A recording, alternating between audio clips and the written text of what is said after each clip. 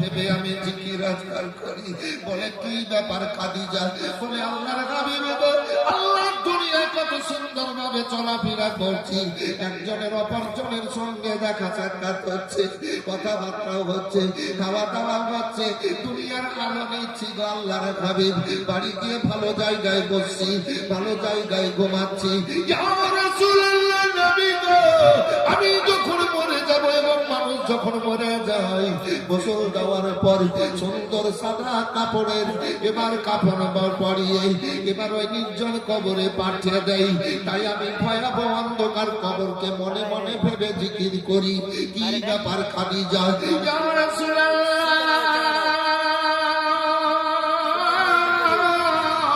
আমি যখন মরে যাব আর গোসল দিয়ে কাপড় পরিয়ে নির্জন কবরে শুয়ে আসবে, নবী গো, কেমন পর্যন্ত কবরে শুয়ে থাকতে হবে।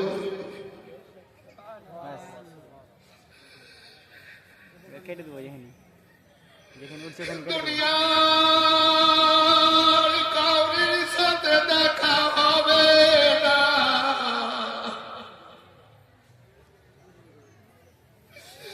ওই আড়াই হাত মাটিতে শুয়ে থাকতে হবে গো। দুনিয়ার আলো বাতাস পাবো না,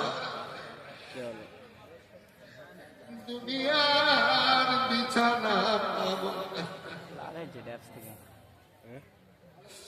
দুনিয়ার খাওয়া দাওয়া পাবো না। কেমন পর্যন্ত ওই নির্জন কবরে একাই কি করে থাকবো? আমার রাসূলুল্লাহ বলেন, খাদিজা আর বলো, বলে জাহান্নামের আযাবকে বড় ভয় পাচ্ছি গো আল্লাহর নবী, জাহান্নামের আযাবকে বড় ভয় পাচ্ছি, কবরের আযাবকে বড় ভয় পাচ্ছি। আমার রাসূলুল্লাহ বলেন, খাদিজা, আল্লাহর রাসূলের মুখ থেকে কি তুমি বলতে শোনোনি? আল্লাহর নবীর মুখ থেকে কি বলতে শোনোনি? কি নবী গো,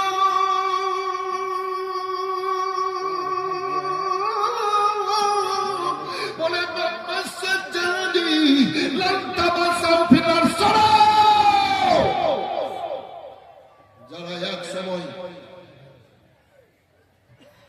যারা এক সময়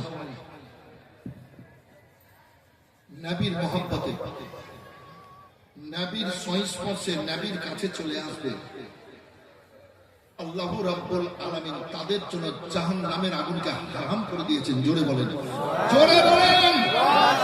মামাসাত জালাদি লান তামাসাহু ফিন্নার। নবীর প্রেমে সংস্পর্শে যারা এসেছে, জাহান্নামের আগুনকে আল্লাহ তাদের হারাম করে দিয়েছেন। জি খাদিজা, খাদিজা